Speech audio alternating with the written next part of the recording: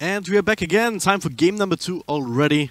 The draft's already halfway done, so let's not waste too much more time. compLexity versus Leviathan. Here we go. 10 seconds remaining. And we also see a Rubik again. And plus the Omni Knight, this time on the side of compLexity. 5 seconds remaining. Pretty quick draft, by the way, you know. Usually we start the, we always start the intro and like, as soon as the lobby starts and suddenly they're like 4 picks into the draft. Both teams really know what they want. Bands, I believe, exactly the same. Not in the right order. No, they have the tiny band. They have the tiny band. But other than that, pretty much, or very much the same. I do like it, though, that they start with the second ET. Although part of that is because, of course, compLexity did take away the Rubik. But this, I think, allows them to potentially have a better, more well-rounded draft. I think if you start with the Rubik ET like they did in the last game, it kind of puts the burden onto the cores to provide a lot of the burst damage, and like you know, just in general the damage. And I feel like kind of, or some of it needs to come from the supports. Yep. Well, burst damage supports like Sanking's definitely there, but we still have the same issue like that they had in the last game. That this burst damage is delayed unless you lead in with the epicenter already going, which might mean that you miss out on a couple of ticks of damage there, at least for Team Leviathan. So we'll see where they go with this. Yeah, I'm also curious to see where compLexity wants to take this. Whether they're like one of these teams that like to run the PA and turn this into some sort of minus armor strat with the Omni Knight just helping out with purifications and repels. That I think we saw that earlier in the CA today, which was very successful. Or if they have any other plans. Then I guess Slaughter's banned out, so it's one of the classic combos with that, so maybe not. Yeah, that's also, you know, I think Leviathan also fully aware that, you know, there's a lot of aggressive potential here on compLexity, like you said, with the minus armor potentially. And I mean, there's one of those heroes that just enables aggression, right? You can always have, always purification repel available, makes it very easy to just sort of like jump in. And that's also one of the reasons why Treant Protector for the longest time was so popular, because the living armor also allowing other heroes to play much more aggressively than you otherwise would. But for now, Leviathan, or both teams really have a very open draft. We saw the Sanking as the offlaner last game, but of course Sanking is also a very potent support, so very open here. This time around there's no Tinker ban. Tinker, Elder Titan, of course, is a very popular, well, not a very, well, it is a combo that some teams run, because you can TP onto the, I was almost going to say soul. You can TP onto the spirit, making it easier to access those team fights and just go in and out really, and be a nuisance that way. But of course, you don't want to pick the Tinker early on. Probably going to save it until 4th or 5th pick here. Yeah, they do once again have the last pick here. compLexity really favoring that first pick to make sure that they get at least one of the heroes that they really, really want. But Leviathan, they finally settle on the Ancient Apparition. All right. So some more wombo combo potential at the very least. This is the kind of burst damage I was looking for, right, in the early game, in the first game, right? Imagine if in that game, instead of a Rubik, they have the AA that they have right now. You know, with the AA Ultimate, Burst Strike, ET Spirit, that's so much damage already. And against tanky heroes that compLexity like running, it's easy to chip them down with the AA Ultimate, so that's pretty... that's a pretty good pickup. Of course, it's also a counter against the Omni Knight, against the Purification, making sure that he can just heal up everybody that he wants to. Yeah. It's also pretty good in the early game, like if you manage to find any sort of setup for the cold feet, like the Sanking, he finds a Burst Strike, or even the other Titan with a random Stomp. You can make sure that that procs, and then just start whacking away people with the Chilling Touch, which is pretty good. Ever since they made the change, that it doesn't even slow down the attack speed anymore. 5 seconds remaining. Pretty strong. Bounty Hunter, though, is going to have a field day running down the Ancient Apparition, especially if... Because AA sometimes, like in later parts of the game, they want to hang out alone on the other side of the map, and that could make for some easy kills. Yeah, I like the Bounty Hunter pickup a lot here. AA, very squishy hero, and like you said, you know, it's easy to hunt him down. And most of the times, AA wants to be by himself as well. It's not AA is not the kind of hero to roam around with other people. Most of the time, you will leave him by himself, just sort of like farm up his level 6 and farm up maybe like a. And depending on what team you are, but you know, sometimes we do see them try and farm up with an Aghanims or an Midas just to snowball into that Aghanims. So being able to pick him off is very nice. And of course, in general, being able to keep track, quite literally, of the Sanking is going to be very important here, because Sanking is, of course, the focal point of Team Leviathan's draft thus far. So Bounty Hunter, good pick here. And again, compLexity in the first 3 don't really give anything away. Neither does Leviathan, really. Both teams still need a tower pusher. I guess Leviathan do have the Weaver now, which is kind of nice, but Complexity now definitely needs some hard-hitting heroes. And I'm thinking of the likes of, well, you know, not necessarily Tiny, but something that is tanky like the Tiny and just sort of just hit 10 towers. seconds remaining. They could go back for the Lifesteal if they wanted to. Pretty good hero, just in 5 general. And seconds with the Bounty Hunter, remaining. you have a lot of gank potential. The Infest Bomb is pretty strong, but it's been a while since we've seen Lifestealer. Yeah, Penta ran it earlier, but I'm not sure what the status is here for Complexity. I haven't really casted an A Dota at all recently, actually. So I'm not too up to date on the meta here in this particular region. But we'll see what they decide on. There's plenty of other options too, right? I mean, there's you can really go whatever here. It's a very open draft in that sense. Ideally, you pick up something that doesn't necessarily need too much help, so that the Bounty Hunters free to roam, and maybe even together with Rubik's, you have that extra setup to make sure the Bounty Hunter can stick around, get these extra right clicks in, on top of the Omninet Purification here, take gank his lane. Like, there's many ways to set up these earlier kind of kills if you can afford to leave the other lanes alone. Could pick up a Phantom Lancer here. There's not too much to deal with the illusions. Yeah, you have Burst Strike. And, you know, it's early on they can clear through the illusions, but the later the game goes, it's very difficult to deal with it. Especially as the Weaver. Weaver just does not deal well with Phantom Lancer illusions at all, and of course the mana burn from the Phantom Lancer illusions really strong against the Weaver. They go for another illusion-based hero, the CK. Good pickup. Definitely has a lot of kill potential early on. It's also a signature hero for Complexity. You know, one of Chessie's heroes, of course. And again, they have a lineup that can play very aggressive if they want, both in the laning stage but also in the mid game. And that's usually what Complexity likes doing. They like having a very solid early game and then sort of like transition that into a little bit of an aggressive mid game. And I think this is why, you know, I look forward to Leviathan sort of like trying to disrupt the laning stage. I think that's going to be key against this lineup here, but it's difficult. They have two very tanky heroes in the Omninet and the CK, heroes that don't really get bullied out. If anything, they're the ones to bully at the others out of the lane. Yep. So I wonder if the mid, you know, I think the mid matchup is going to be very important here for Leviathan, because I think they need one lane that is definitely going to be really strong and where Complexity needs to draw or focus their attention to.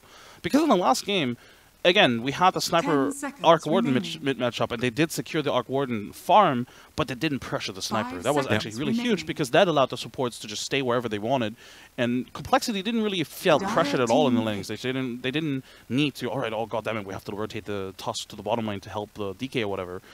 So I feel like at least one lane needs to be pressured, and I'm looking forward to Leviathan picking that hero that can do that. But and they do have the last pick, but knowing Complexity, they will be ready for this, and I wouldn't be surprised to see another, you know, sort of like classic limb here. They could technically go back for the Sniper. Again, a hero that's not necessarily easy to gank because he can stand far back, and with the necessary vision, he can feel very safe, but we shall see, I suppose.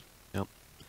Like, if Puck wasn't banned out, I would say that kind of hero could also really be useful, because I feel like even with the track, Chaos Knight has like stun and control, and you have the Rubik lift, but I feel like you could use a little bit of extra control up against the Weaver, but they don't seem to be too worried about that. The Shadow Fiend instead is going to be the choice, so straight up magic damage domination into extra minus armor. I was talking about that before, with the Aura as well as the Chaos Knight Reality Rift. It's not the most obvious, but it does add up. You may now and now there's a Tinker, actually. So Leviathan go back to that hero that they also played in one of their games yesterday. Not going to be the easiest game, I don't think. Should have an okay time in mid, unless he's pressured too much by the Bounty Hunter, so it's going to be down to Leviathan sending in some support to ensure, to balance that out. Outside of that, you have the laser to make it a little bit more annoying. But eventually, like, you already have some tools to try and scout him out and catch him out when he's blinking inside the trees. All you need to do is get a track on him. Yeah, that is, and it's generally not that difficult necessarily. But I don't hate the Tinker. I don't hate the Tinker pickup at all. I do think there's potential here, and you know they do have let's imagine Leviathan make it to the mid game, and it's very even. Then they do have, you know, the global potential, right? They have the Sand King. Pretty much, Sand King can pretty much just solo roam. You just blink, burst strike somebody. They have the Tinker TP in, laser rocket, have the AA blast flying in. That's almost enough, really. And because of the Elder Titan Spirit, he can be virtually any way he wants to be. Granted, his teammates are there, so they don't really need to commit a lot to really kill somebody. and they do have that burst potential, which they didn't have before, right? But I do think that the early game isn't necessarily as strong as as it needs to be against this lineup. I'm not sure how much they really can pressure complexity in these lanes. And even if they could, I think complexity, we're very aware of the fact that, you know, they're likely going to try to contest us mid. I mean, we have the SF, doesn't really matter. We mentioned this in the past couple of days. If you die once or twice in the laning stage and you don't really, and the opponent doesn't really like, snowball heavily out of it, it doesn't really matter. You can always fall back into the jungle, farm up, and then just sort of just recuperate. And SF is one of the best examples for that scenario. Prepare for battle. Just raise down some chems and you'll be fine. That's the way it's been going for quite a while here. It's certainly in the ESL One Genting qualifiers. But we'll see how it goes. Shads it up, man. Indeed, do it. He's been saying that on the lobby the entire time. I don't even know what it means. I'm out of touch with memes. Like, especially NA memes. It's like the best and the worst mixed in one big part. Very much so. Alright, we don't have a smoke from complexity yet, but if they were smoking, Leviathan would be expecting this. And once again, really good positioning from them. Even with the sentry wards as well, so either a smoke or the bounty hunter, they will be able to catch them off guard. I like this positioning a lot because killing the bounty hunter early on is... It is just a confidence boost as well. It sort of sets an expectation, or it's yeah. You never really want first blood is first blood, right? Yeah, as well. first blood is first blood as well. Yeah. Oh, look at this. He's cutting the tree. All right. So if they realize that they should be able to deward the sentry, deward his ops. That's a big if. We don't always look at this, and maybe just me being bad. Maybe it's something the pros do regularly.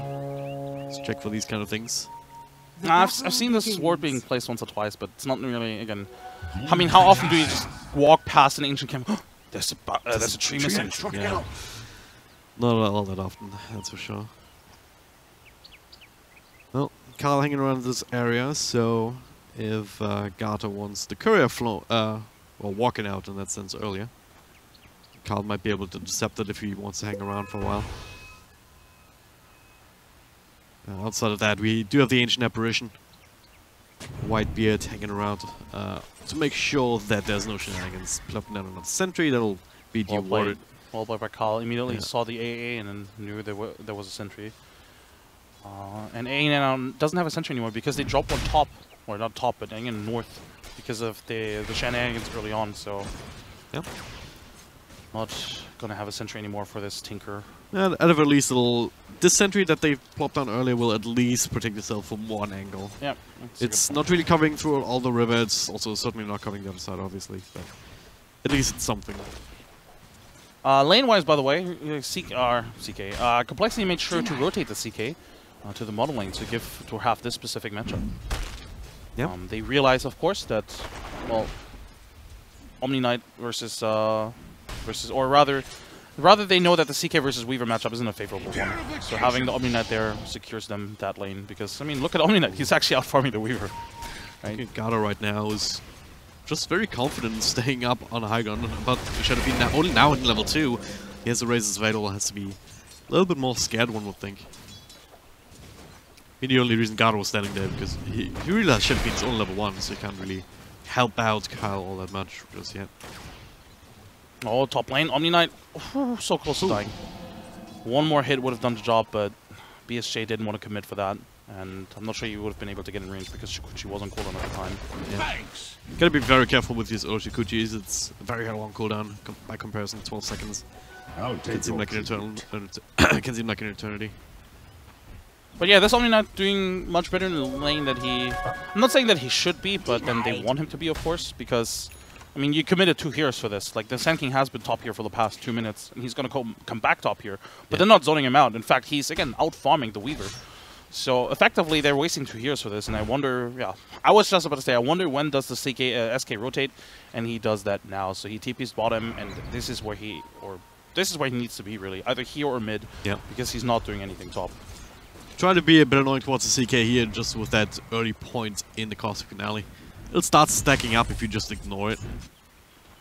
And, well, 2v2 is a little bit easier to manage, even just for the Yellow Titan to come in, because that's we have more safety with the threat of the Burst Strike to just actually start right-clicking a little bit here with the extra damage from the Astral Spirit. As we say that though, Sanking taking out of the lane to stack the camp, and the Kunamatata dropping super low. Stick charges looking safe inside the jungle, but now look at this. BSJ actually making rotation. Burst Strike will land. And Chaos Knight, well, tanky, but are you tanky enough? One more punch will do it. Maybe not though, with a damage reduction here from the Fate Bolt, saving Jesse for the time being, and now the tower helping finishing up. That's a big old Elder Titan. BSJ, he's also sitting at no health points. No mana points, more importantly. This is easily the worst case scenario if you're Leviathan. You rotate you rotate your carry to this lane to try and get a kill. You don't get the kill, then you drop really low. So you're 8-3 your regen, and now he's stuck there. Yeah. That is... I mean, I'm not saying stuck. He can technically always run out, but he's probably going to wait until there's Shikuchi available. Or is he? No? Just a stick charge to help that along, and that's exactly what he's doing. Oh. So, yeah, but yeah, he can't even stay in lane now. He almost dies, and, well, one more right click would have done the trick. Bountiful. But now he has to walk back to base, or you can't really wait for the shrine, can you? Nope, not really. Well, nah, he kind of has to walk back to base. And he doesn't even have the money to actually fly out himself either. Top lane, we had the Elder Titan rotate to that one and trying to try to lane against Omni Knight, but Omni Knight immediately TP's bottom, trying to avoid that lane as much as possible. Mid lane. Right. Turning this around actually, Shadow Fiend dropping super low, and now we're coming back, a couple of extra punches. Now with the rocket, Gata will secure the kill for himself, and Kyle unable to get the trade here. Actually, turning this around, he's also so low. Laser and rockets timing out though, and they don't have a dust anyway. But a good rotation here with the Elder Titan. Not really something you always expect at this stage. Especially since he was laning top just a couple of seconds ago, so pretty good rotation. But again, it's an SF, right? He dies, but what does it really translate into? Does it really change anything? Not really. Yeah, he has to collect all the souls again, but it's an SF, and you know he will always catch up anyway. It's also much about the SF as it is about the Tinker, I think, because any extra gold that you can pump into a hero like that early on to go towards that soul ring, to go towards that boots of travel, is going to be super significant, because getting these items earlier means that you get the other items, the effective items, the Axe, the Kaya, or the Blink Dagger, most importantly, much earlier, so you can use that to do Tinker things. Right? And looks like they want to give Tinker even more. A bit of a fight, Elder Titan gone on. Got to stomp off, no repel used on the Omni Knight just yet. They're trying to find him inside the trees, but he's pretty damn speedy. TP's out as well. Yeah. Intention mid lane now with the AA and the SK. Should be an easy setup if they can find it though. Like, they just need to walk in, but unfortunately the creep wave is pushing in. So maybe wrapping around the tower with the creep wave could be an option, and looks like that's what they want to do. Smoke breaks. Did he see him? I don't think he did. Don't think so. No. They're walking in, and now they did. See him. Yeah. Okay. Dire's middle tower. Well, bit of waste of time. Crazy Brazy with a good position, and now some support of his own rotating in. Z-Freak from the one side, and Kyle roaming around on the other side, but looks like he's hanging around, holding on for top, but it's not really going to happen. You can't really kill a Weaver at this point. Yeah, a lot of time wasted here. We have, again, sort of like the lane switcheroo. Weaver followed the CK back top, ET followed the Omni Knight back bottom. Yeah, this is sort of how Leviathan wanted to lane it in the first place, but if you're compLexity now, you don't really mind this because you already had the early advantage. I mean, if you look at the CS alone, they are definitely ahead, and of course the net worth as well. I mean, they have a 2k advantage without any tower taken, and with kills 1-to-1. That is absolutely insane. Whitebeard was taking a very dangerous path here, just walking up there. Like, if Kyle spotted him out, Jesse would have just been a simple matter of walking up and killing him. Speaking of, okay. Z-Freak in a similarly crazy position. And it does pay the price, but there it is. Reality Rift, right click. Plus a Shuri toss to get the kill for Kyle itself. Whole feeder will proc now the bug onto Chassis, but we've not put enough power just yet to make it up a solo kill. I like that they give the kill to Kyle. Bounty Hunter needs a good head start, or if he has a good head start, he can just snowball out of control, right? Yeah. So any kill for him is really going to be important. Radiant scan. They know that Kyle is here. Popped it us a little bit too late. Now they catch him. Still, oh, yeah. Burst strike across. Nice, cute little attempt there with the tree, but it's gonna get taken care of. He will die here, right? Yeah. There we go. BSJ making sure that that's going to be happening. 4 heroes involved in that kill as well. Nice assist bolt for the Tinker by just showing up. Bottom lane looks like they want to dive this ET, and this should be an easy kill. It is. Well, it's bound to happen eventually, right? If he's sitting around that low health. Well, just being up against the Omninator, it's not the easiest matchup for most melee heroes, and I don't think Elder Titan is an exception. Looking for the Tinker again. Kyle just trying to do what he can, but Sentry's down, they'll get rid of it. It was about to expire anyway, so not the biggest of deals right now. And again, yeah, this support duo continuing to try and make things happen, this time with their eyes up top. I'm not sure if they've been scouted out, but it's observer water, it's deep behind the Tier 1 tower. Oh, either way, Chessie, yeah, he feels like something's coming. Is it a good awareness from him? He is running back. They do see him now, but oh no, he's going for the creep camp. So he doesn't actually know the supports are here. He doesn't suspect it either. Not that good of an angle for them to initiate, because the CK is going to see the Sand King once he moves up. But yeah. He could maybe just walk to the other side, up the high ground. But yeah, probably. And I think that's what they were pinging as well. Like, hey, dude, if you just move up here, you're going to get the kill. But with the creep wave pushing in, they might be able to get this. They lead their way through trees. Burst Rock will actually miss though. Now, Chessie with the ultimate. And look at some burst damage. Even with that extra illusion, the rotation from the Shadow Fiend not even necessary. Yeah, I feel like he probably could have cancelled his TP, but I guess he's just going to fall back into the jungle anyway. Because, again, in that mid lane against the Tinker is not easy to farm up at all. Radiant's bottom tower is under attack. It's 700, 800 golds away here from Gara. Was continuing to farm 2 points up the Martial Machines, but he did opt for the more aggressive lane-oriented build. 3 points laser, 2 points ET missiles, so it's gonna be a little while longer until he becomes the crazy farm monster. Radiant's top tower is under attack. But it's also still, regardless of that, he's halfway to the full travel anyway. Bit concerning for Leviathan right now that their cores are falling behind quite a little bit. Yeah, of course Tinker's doing well, which is obviously the upside, but you know, I have Weaver that's not doing particularly well. She has a similar net worth to the ESF, but the ESF has flash firing capabilities built in. Whereas the Weaver, I mean, yeah, you can run around from camp to camp quite quickly, but you're not going to clear camps nearly as fast as the SF. Yeah. So that is definitely a worry going forward. Oh, mid lane, they do find the Tinker, but is it going to be enough? Not with the Burrow Strike. Strike on 2 now. Martial Machines, no rearm just yet, so only the one set of spells coming through. Zifrig with Stone Shikuchi, he's still taking quite a bit of damage in the middle of that. And they knew he was there as well. And they do. Can they catch him? Doesn't he? That's a different story, is it? He reveals himself to Dark. That's just such a good spell to steal for Rubik. It's crazy. Best.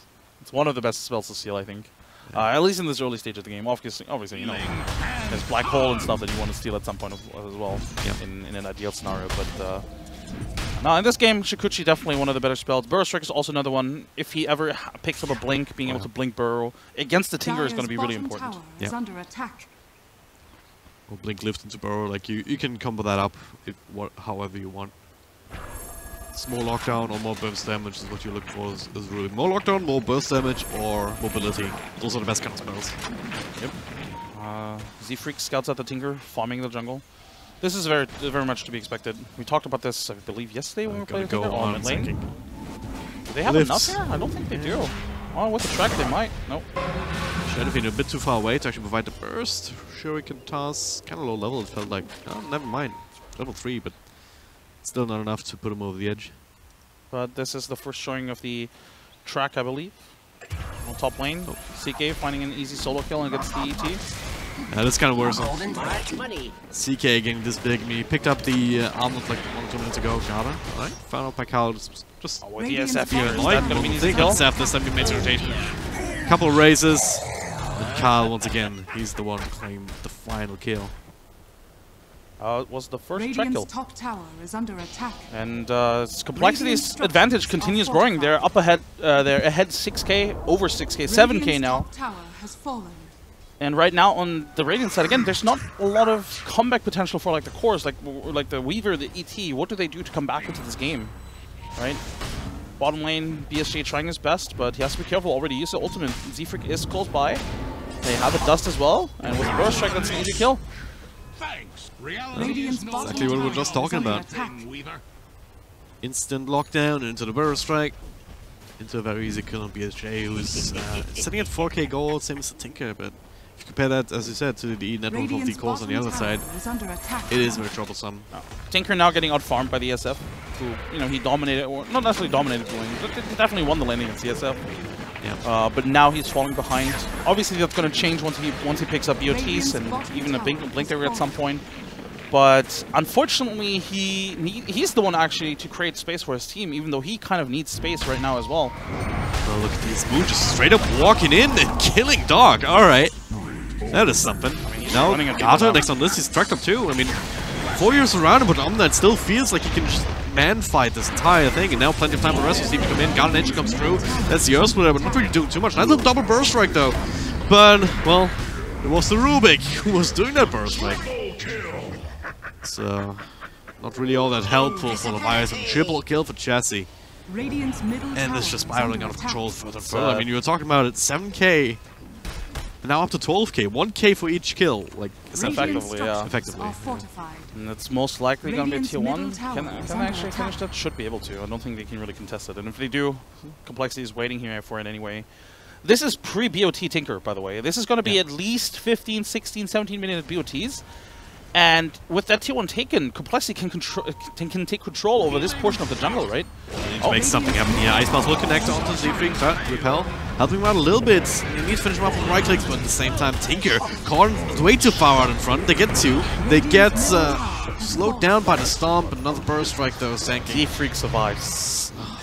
Good hell. Nothing's really falling into place. Leviathan tried to go for the quote-unquote easy kill on the Rubik, but turned out not to be easy whatsoever. Z-Freak relying on Moo to help him out, and did not get disappointed.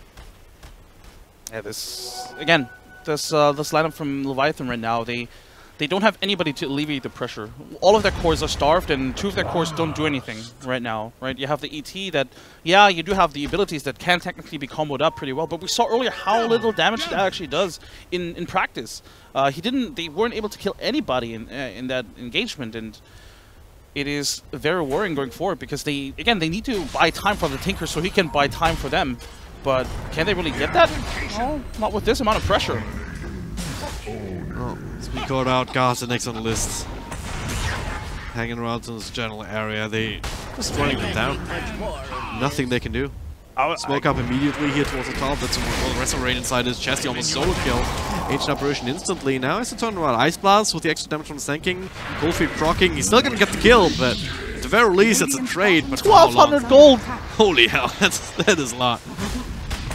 Still, Burst Strike, Weaver tracked up means that they had the opportunity to get that lockdown in. You know, I looked at the SK. He gets 1200 gold for this, and I thought, hey, is this gonna put him closer to a blink? Oh no, he has 1300 gold in total. This is how starved Leviathan are. It was a good kill for them for sure, but they have to invest so much into it. And that was one of the lowest net worth heroes, killing the highest net worth hero. Yeah, absolutely insane. But yeah, again, in compLexity, they're very much all over the map. They're playing very aggressively because they know they can. Right, Moo just running in there with a haste run and just punching people, knowing he can't really be punished because it's an Omni Knight. What do they have to throw against an Omni Knight right now? Nothing, certainly not with the duels, with the repel, with the purification. Oh my god, they're so close to the BOTs, but they know that he's here, they want him again. But again, it's been close to BOTs for like 3-4 minutes now. Oh no. Oh, Z-Freak, burst strike forward. Okay, mobility and using this aspect for now. The stomp comes through, but it's not going to slow down on that at all. It just continues to punch body blocks. Alright, that'll do the trick. But drag back from Chessie. He wants to punch outside and pops a Phantasm. 2 illusions and even diving the freaking tier 3. Okay, he finds Tinker. 50 gold! He was 50 gold away from BOTs. I really feel bad for him right now. They're gonna lose the tier 2. Actually, well, they're gonna lose Sand King first, most likely.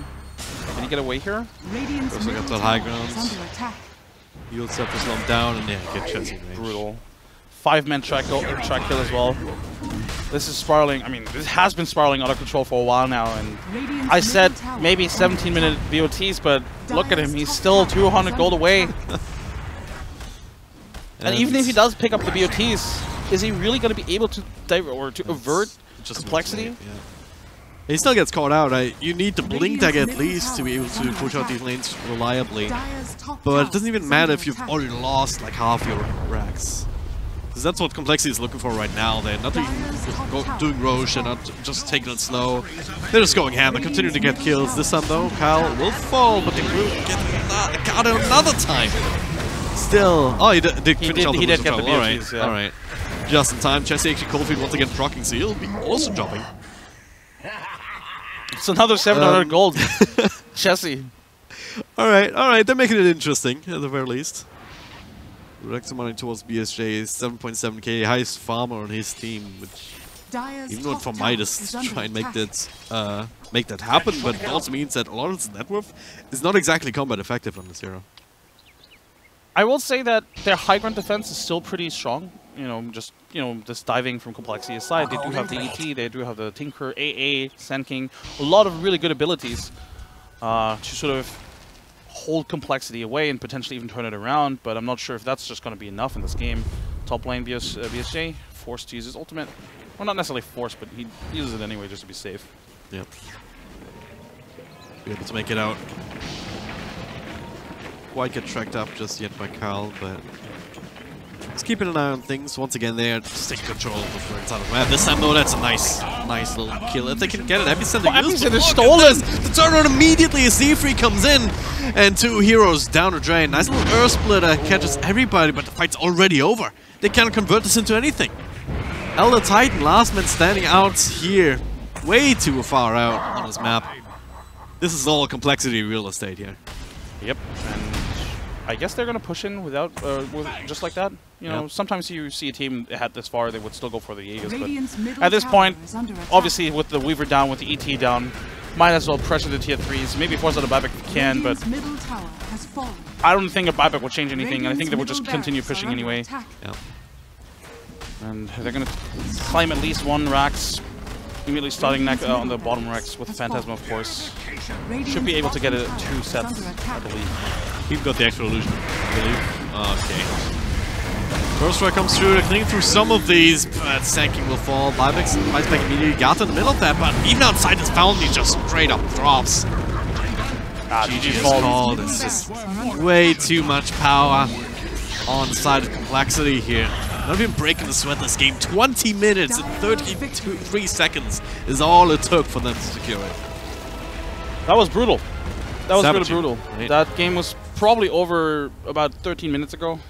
Just because I feel like if you play against compLexity, if you play against a team that is, just generally more established, likely stronger than you, but you lose your lanes that hard, it's so difficult to come back from it. Again, I highlighted it earlier. They were, behind 2k net worth despite being even in terms of towers and kills. That just goes to show how much they gave compLexity in this laning stage, and part of it comes down to the draft, part of it comes down to execution. But I also don't want to take anything away from compLexity. They just played it really well, right? They knew what they wanted. They knew which lane matchups they wanted as well, right? Avoiding the Weaver on the CK and making sure they get the 1v1 with the Omni Knight. And they were just so much better here. Yeah. Again, congrats to compLexity, but Leviathan wasn't really much of a competition for them, right? It was certainly not in this game. Yeah, absolutely. Oh, in this series. In the series in general, yeah. That's what I meant. In this match, this game, the series, it's all true for sure. Yeah, Chessie 15-2 and 5. Like the lane set him up so well to just show us what a Chaos Knight can do if he's getting even just slightly ahead. Like armlets, blink, like everything he wanted, just deleting people off the map. All set up by Bounty Hunter and also helped out with a track. Right, that was also a significant part. Kyle, it's getting the information, getting the deep wards down, and also ensuring that the snowball gets bigger and bigger super fast with the help of that track. And, well, everyone's doing what they needed to do. This battle of Leviathan really quickly, and now that means that we'll see them tomorrow in the Grand Finals of NA. Grand Finals, yeah. They've already qualified to a couple of events, so this would be the next one on the list. But of course, there's still one opponent waiting. Which one we don't know yet, because that is coming up next. Indeed it is. VGJ versus Immortals. That's going to be the next matchup. This series went by really fast, so that next game won't start for about 1.5 hours. So thank you, compLexity. Yeah. Thank you. Plenty of time to maybe take a short nap, have some dinner, or like, I don't know. For us, it would be really early breakfast, I guess, if we ate something now. Anyway, We're just playing a pub. or play a pub. Do something, but do come back in 1.5 hours for the next series.